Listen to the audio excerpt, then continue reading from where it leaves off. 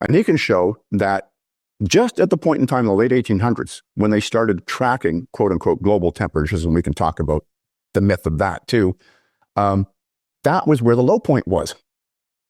In the last 8,000 years, that was the low point. So of course it's coming up just through natural processes. It's got nothing to do with anything we're doing.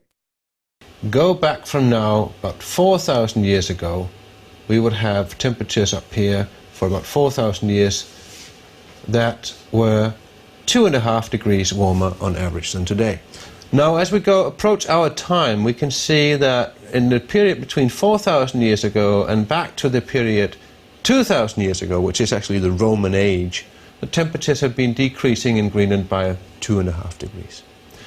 Then the temperatures increased gradually up to a maximum point around the medieval warm period, we call it 1,000 years ago.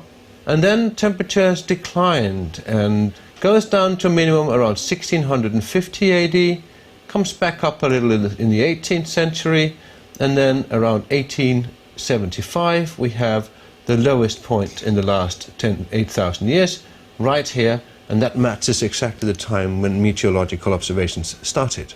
Well, we've started warming out of what's called the Little Ice Age. Nobody disputes the Little Ice Age. It got colder around the world from about 1300 to 1850, and we've been gently warming out of that. And there's another inconvenient fact that NOAA and NASA, and we'll get to that, I think, have largely erased the cooling period from 1904